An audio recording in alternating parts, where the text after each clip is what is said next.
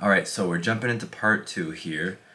And according to an editor I worked with many moons ago, I should have started the novel here. That's a typical critique you hear in a workshop. I really think the story started on page 10. And Ben Marcus has a quip about this. He thinks the story really started after the last page. So anyway, that's neither here nor there. This is part 2, chapter 1, and it starts off like this. Rick and I put our jaws to the window pane and fogged the glass with our breath the whole ride. 40 minutes to downtown Amsterdam, and the whole 40 minutes we took in the mist outside. So heavy you couldn't see 4 yards out, except in meters. And within those meters you could see 1,000 years of civilization.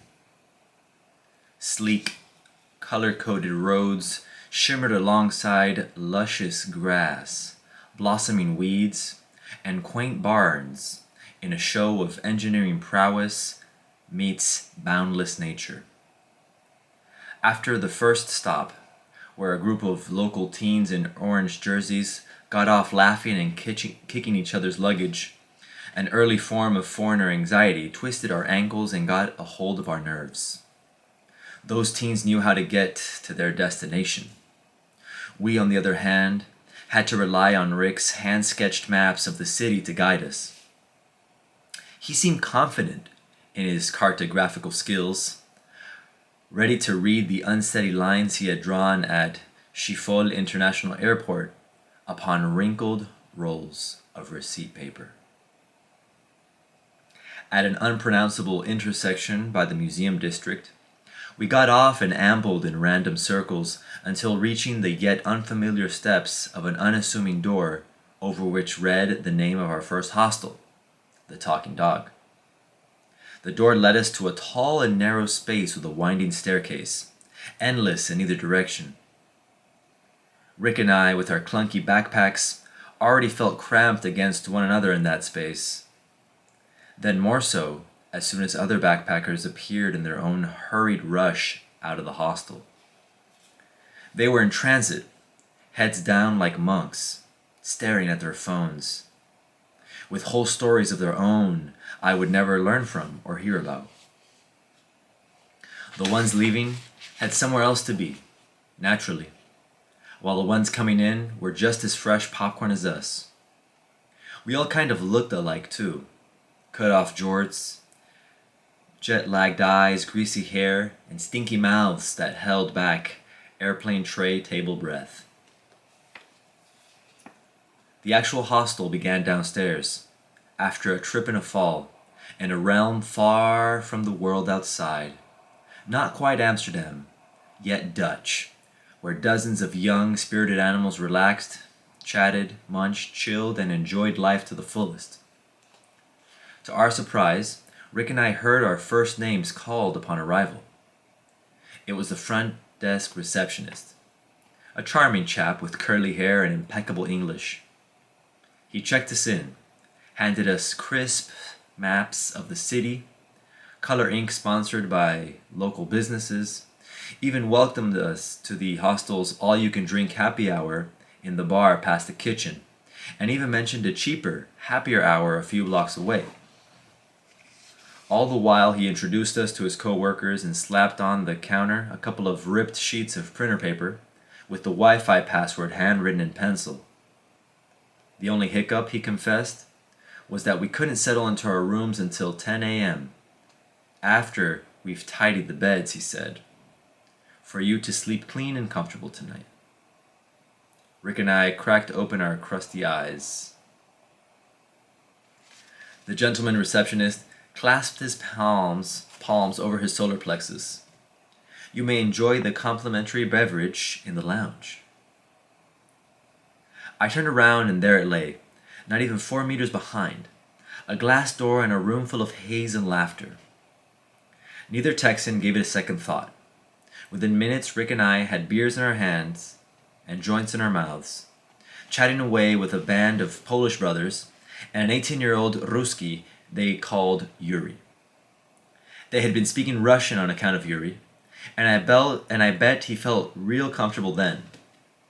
But when we showed up, the Polish boys flowed to another non-native language, while Yuri put his hands together and strained to bite sounds of our conversation. Seems the language barrier fell with the rubble on his side. In the end, it all worked out, for the real magic communicated itself without words. A lot of them were headed back to their home countries, east, that morning.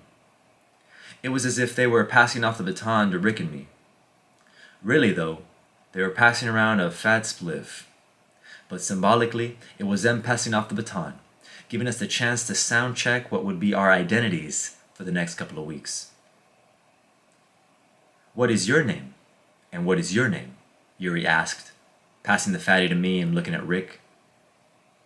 "I'm Rick," he said, taking the J from my hand. "And I'm Mikhail," I said, after exhaling a cloud. Yuri sipped his cold can. "Mikhail? Like Mikhail? Ты не говорим по-русски, возможно?" "What? No," I said, "we're cowboys. My colleague Rick Callahan, drummer extraordinaire. And now Mikhail Fantasma. A pleasure." Rick shook his head. "Repeat after me, Yuri. Lone Star State."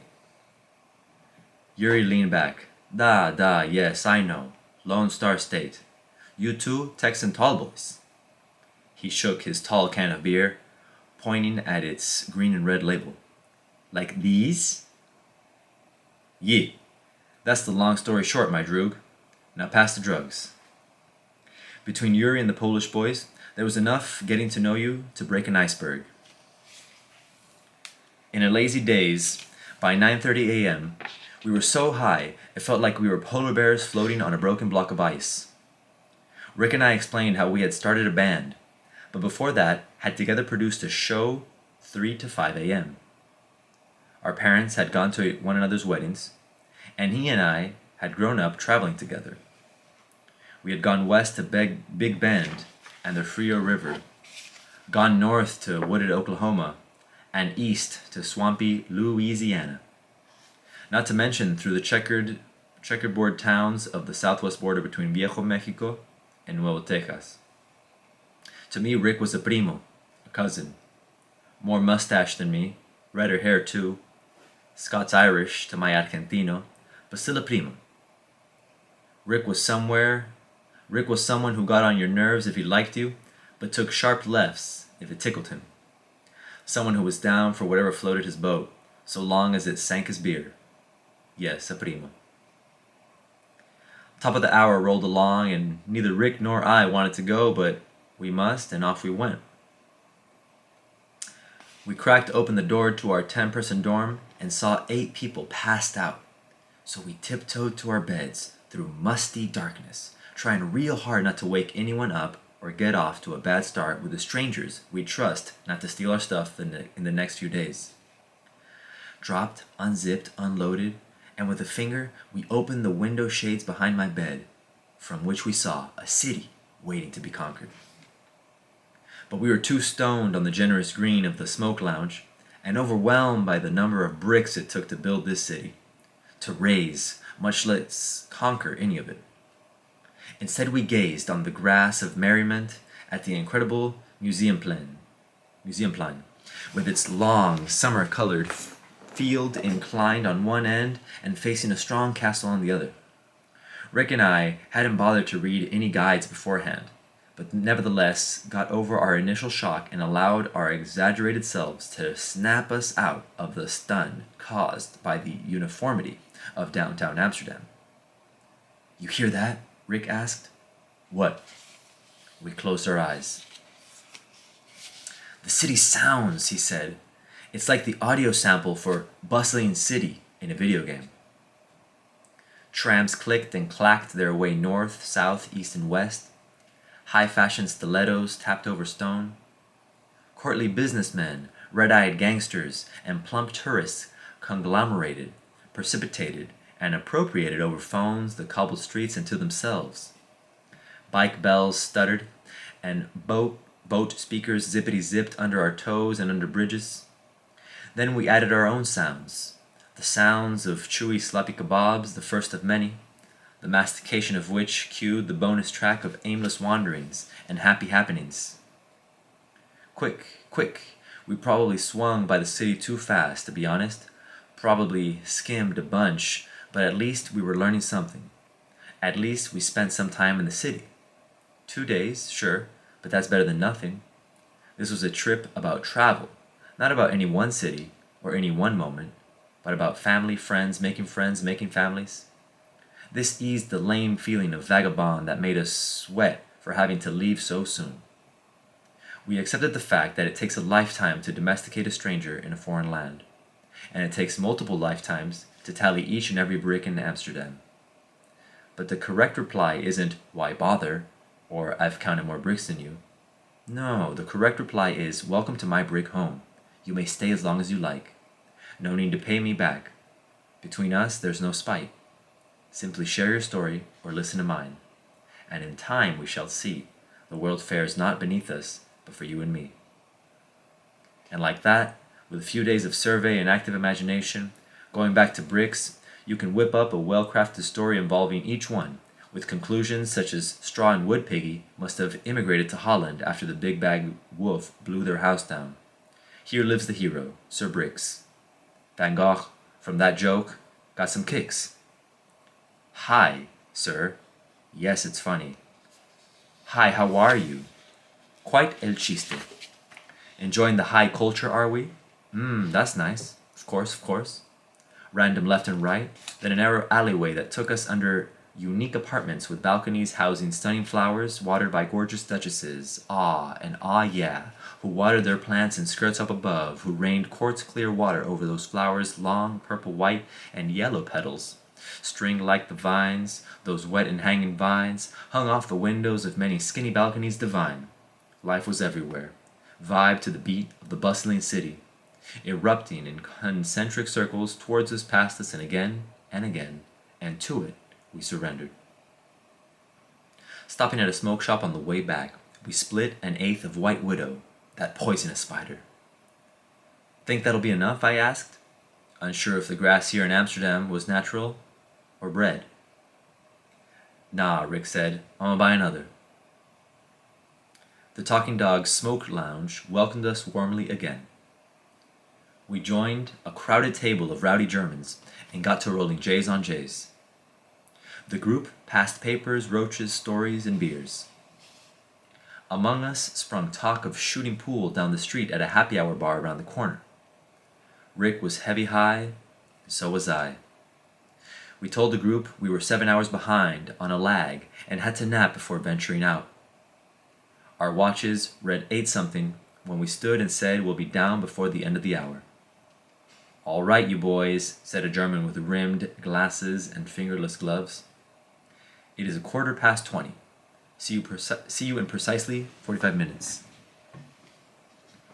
Rick fell face first over his pillow, while I climbed cold bars to my top bunk, still dressed, and shut my eyes into the folded bed sheets at the head of the bed, yet unmade. A canal of consciousness sang me a sweet Louis lullaby, with clouds of white and so much to do, at the end of the dark, sacred night, with so little time. One summer's fine, maybe stay longer, forever and ever. Can't think about school, won't think about work. A trip is a trip, and taking off, landing too. Nice time to fly, nice time to sleep. Hold his hand, it's a man in too deep. Look around, hear babies grow. They'll learn so much more, but we'll never know. And I think to myself, that's the chapter.